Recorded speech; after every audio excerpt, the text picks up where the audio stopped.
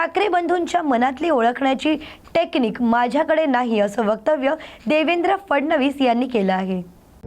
देखिए, तो स्टेट की अपनी डिपार्टमेंट की योजना होती है कि नए प्रोजेक्ट कितने संभावना वहाँ है, कितने लगाए जा सकते हैं, कितने यहाँ अवसर हैं, जो कि हर एक चीज़ की अलग अलग जो रिक्वायरमेंट है, वहाँ कहीं हाइडल प्रोजेक्ट की रिक्वायरमेंट है, कहीं थर्मल की है, कहीं न्यूक्लियर की है, कहीं सोलर की है, कहीं विंड की है, तो कितना स्कोप है।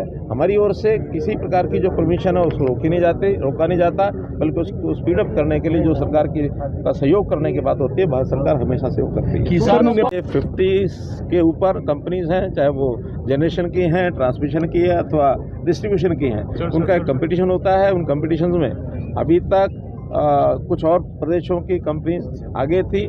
अब आज जो समाचार हमको मिला है कि उसके अंदर मैं देवेंद्र फडणवीस जी को, यहाँ के मुख्यमंत्री जो स्वयं पावर मिनिस्टर भी हैं, इनको बधाई देता हूँ और इनके डिपार्टमेंट के बाकी सब लोगों को बधाई देता हूँ कि आज यहाँ की जो डिस्ट्रीब्यूशन कंपनी है वो ए ग्रेड में पहुँच गई है और इसके लिए इनको बहुत बहुत बधाई देता हूँ। सर, जैसा की पारी में मिल रही है, कहीं 2 पारी में मिल रही है, कहीं 3 पारी में मिल रही है, वो वहाँ की ट्रांसमिशन लाइन और पावर की उपलब्धता कितनी है उसके ऊपर डिपेंड करता है। आज ही हमारे मुख्यमंत्री और हमारे पावर मिनिस्टर महाराष्ट्र इन्होंने बताया है कि बहुत जल्दी एक हम ऐसा करने वाले हैं ट्रांसमिशन लाइन और अपनी कैपेसिटी को बढ़ा करके कि सब किसानों को एक ही पारी में दिन में पावर मिले, ताकि बाकी समय में और उपयोग उसका हो सके। बहुत शुक्रिया। राजकीय विषय ठाकरे बंधूंची भेट झाली आहे। ठाकरे बंधू एक पॉलिटिकल विषय असा आहे की राजकीय याच्यावर माझी दोघांची भेट झाली नाही, त्याच्यामुळे ते काय बोलले हे मला माहिती नाही आणि माझ्याकडे त्यांच्या मनात काय आहे हे समजून घेण्याची कुठलीही टेक्निक नाही, त्यामुळे आता त्यांच्या भेटीबद्दल मला काही माहिती। सर हिंदी में मोबाईल सेंट्रल गव्हर्नमेंटच्या वतीनं पॉवर मिनिस्ट्रीच्या वतीनं वेगवेगळ्या डिस्कॉम्सचं रेटिंग केलं जातं आणि आजच ते रेटिंग आलेलं आहे आणि त्या रेटिंगमध्ये महाराष्ट्राला ए रेटिंग मिळालेलं आहे। विशेषतः वेस्टर्न रिजन जे आहे, इथल्या ज्या पॉवर कंपनीज आहेत या सगळ्या सर्वोत्तम पॉवर कंपनीज समजल्या जातात। त्यात यावेळेस नंबर 1 वर महाराष्ट्र आलेला आहे। 100 पैकी 92 मार्क हे आपण त्या ठिकाणी मिळवलेले आहेत आणि मला असं वाटतं की एक चांगली जंप आपण घेतली आहे, कारण मध्यंतरीच्या काळामध्ये काही अडचणींमुळे आपलं डिस्कॉमचा क्रमांक थोडा खाली गेला होता, पण आता आपलं रेटिंग हे ए आलेलं आहे, याचा मला अतिशय आनंद आहे। दुनिया में अपने स्थान को आगे बढ़ाता जा रहा है, दुगनी रात चौगुनी उन्नति कर रहा है, देश की अर्थव्यवस्था अच्छी हो रही है और उस अर्थव्यवस्था अच्छे होने के पीछे यहाँ का उद्योग, यहाँ का रोजगार, आर्थिकी अच्छी होने के लिए और इन सब को अच्छा करने के लिए पावर डिपार्टमेंट यानी पावर जो है अपने आप में उसका एक सेंट्रल बिंदु, एक प्रकार से केंद्र बिंदु है। पावर में कभी समय था कि हम पावर डेफिसिट एक प्रकार से कंट्री थे, आज हम पावर सफिशिएंट हो गए हैं और एक समय अब आगे आने वाला है कि हम पावर सरप्लस होने जा रहे हैं। हमारे पावर का जनरेशन, पावर की ट्रांसमिशन और पावर का फिर डिस्ट्रीब्यूशन, आम आदमी को उसकी सुविधा कैसे मिले, इसमें बड़े बड़े प्रयोग जो किए जा रहे हैं। अब इतने बड़े सिस्टम में इंफ्रास्ट्रक्चर लगाने के लिए ये जो CPRI का अपना एक उपयोग है, CPRI में हर प्रकार के उपकरण का एक परीक्षण करके उसकी टेस्टिंग करके लैब में तभी उसको स्थापित किया जाए, ताकि हमारा जो पावर है निर्विघ्न आगे तक पहुँचे, कम कॉस्ट में जाए और शीघ्रता उसमें आए, रिलायबल पावर मिले। इसका हेतु है। आज उसके ऊपर बहुत सी चर्चा हमारे देवेंद्र फडणवीस जी ने, मुख्यमंत्री जी ने की है और मैं तो एक लाइटर वेन में एक बात कहना चाह रहा हूँ आपसे। जब देवेंद्र फडणवीस जी ने अपनी फाइट शुरू की थी तो जिस प्रकार का व्यवहार मैंने देखा तो मुझे लगा कि इनोवेशन का समय है। मैं CPRI को ये कहूँगा, एक छोटा सा यंत्र ऐसा बना दे कि जहाँ शोर ज़्यादा हो उसमें से भी बिजली पैदा होना शुरू हो जाए और उसमें सबसे पहला संयंत्र जहाँ हमारी प्रेस हो वहाँ लगाया जाए और दूसरा उसका संयंत्र जो है वो विधानसभा में लगाया जाए, जैसे भुजबल जी कह रहे हैं।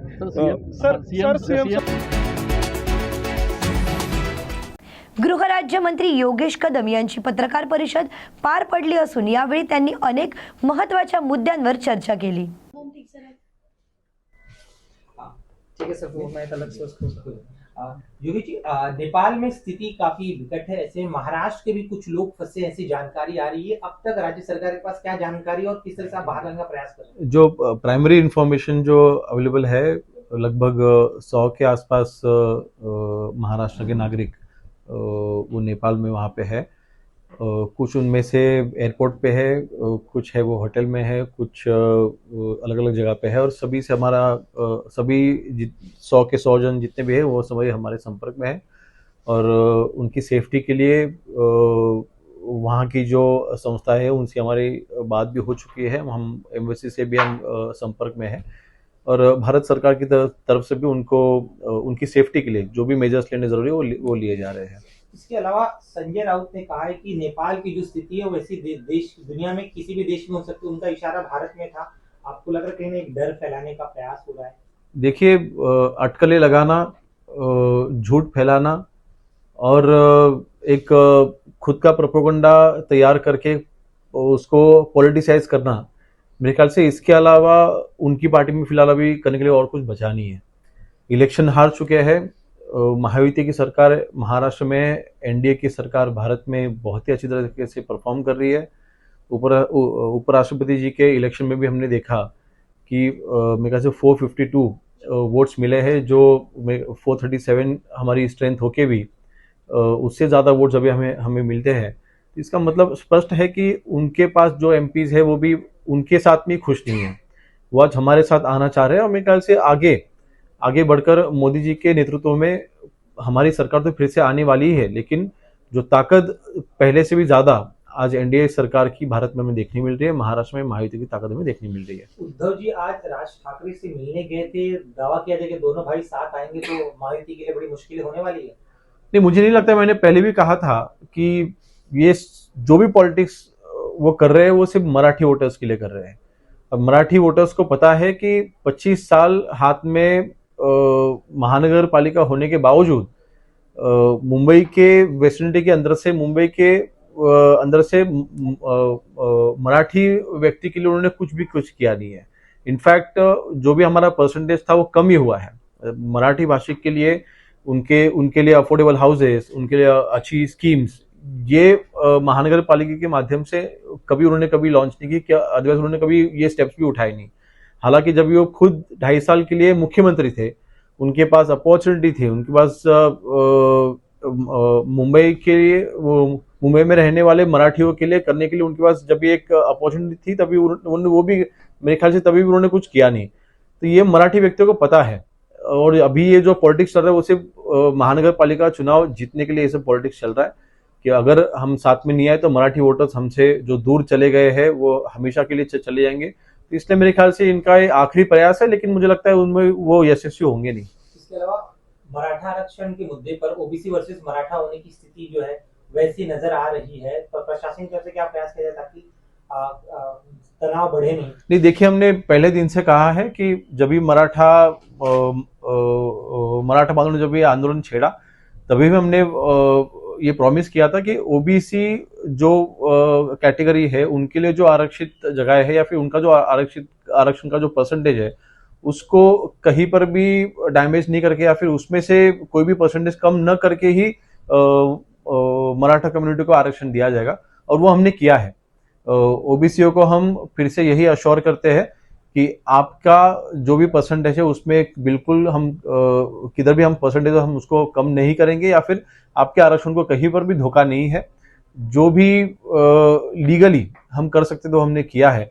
इसलिए मेरे ख्याल से कुछ ऐसे घटक महाराष्ट्र में है जो ओबीसी विरुद्ध मराठा ये झगड़ा बढ़ाना चाहते हैं, क्योंकि उनको कुछ ऐसे पार्टियां हैं जिन्होंने कास्ट में जातियों में झगड़ा लगा के खुद की पार्टी ग्रो की है।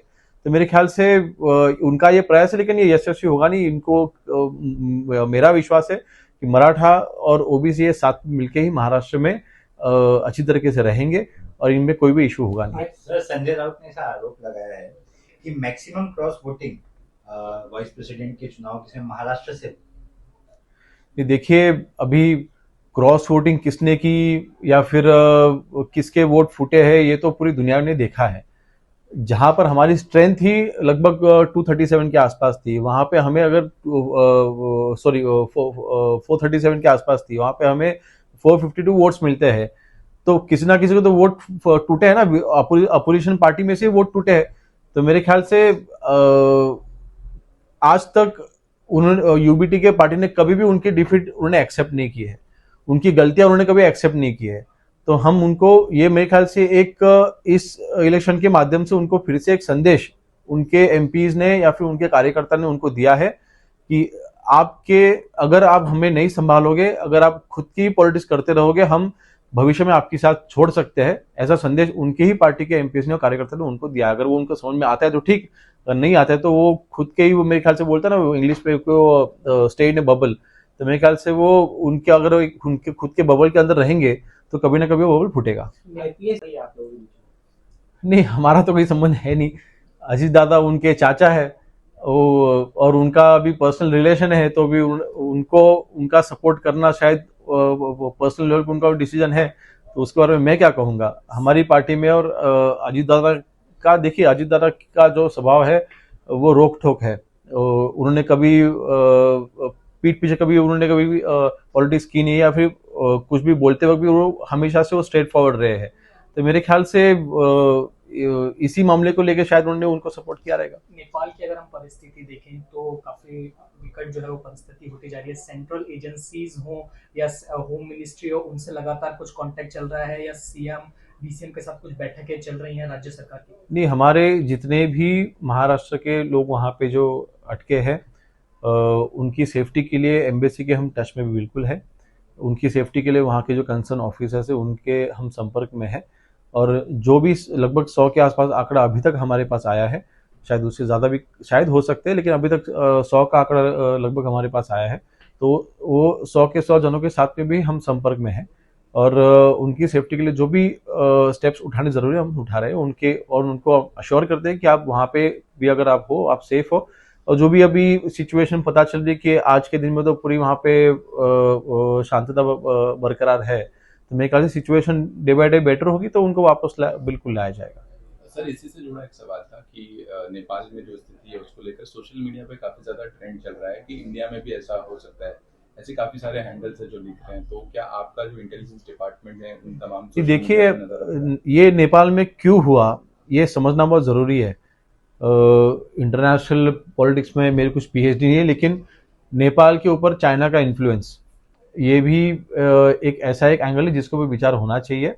और सोशल मीडिया पूरी तरीके से बैन करना, कोई भी प्रायर इन्फॉर्मेशन दिए बिना, मेरे ख्याल से बहुत ही हार्श ये स्टेप होता है, क्योंकि सोशल मीडिया सिर्फ एंटरटेनमेंट के लिए नहीं है, लेकिन एक संपर्क रखने के लिए या फिर कम्युनिकेशन का एक बहुत ही बड़ा माध्यम आज बन चुका है।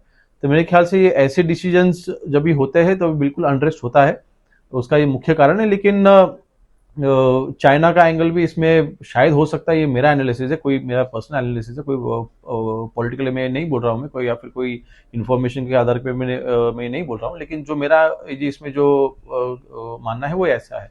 तो मेरे ख्याल से आज नेपाल की जो स्थिति है बिल्कुल वो नहीं होनी चाहिए थी, लेकिन ऐसे हार्ड स्टेप जो भी कोई गवर्नमेंट लेते तो बिल्कुल ऐसे अपसेट को सामने इसका सामना करना पड़ता है।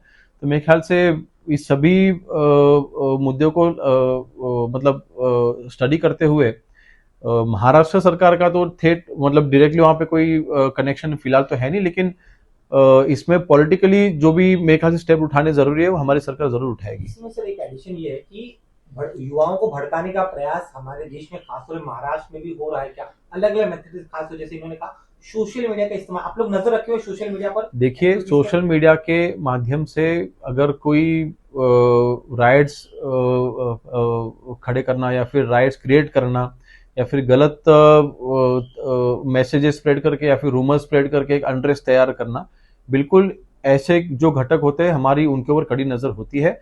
और हमारी केंद्र सरकार हो या फिर राज्य सरकार हो, हमारी सोशल मीडिया के बारे में जो हमारी पॉलिसी है वो भी काफ़ी स्ट्रिक्ट है, और हमारी इंटेलिजेंस जो है वो वर्ल्ड में नंबर 1 है, और हमारी पुलिस यंत्रणा जो है, हमारा साइबर बैकग्राउंड जो है वो भी काफ़ी स्ट्रांग है। तो जब भी ऐसे कोई एंगल से, कोई गलत एंगल से अगर कोई रूमर स्प्रेड करना चाहता है तो वो तुरंत उसको कट करना, वो सोशल मीडिया पे उसको रोकना, उसमें भी हम काफ़ी अच्छा काउंटर कर पाते हैं। तो क्योंकि हमारी वो यंत्रणा स्ट्रांग है, इसलिए इसका इफेक्ट हमने आज तक कभी होने नहीं दिया है। होते हैं ऐसे कुछ लोग जो जानबूझ के ऐसा अनरेस्ट क्रिएट करना चाहते हैं, लेकिन हमारी जो यंत्रणा है वो बिल्कुल स्ट्रांग है, इसलिए हम हमेशा उसको कर्व करते आए हैं। Thank you sir.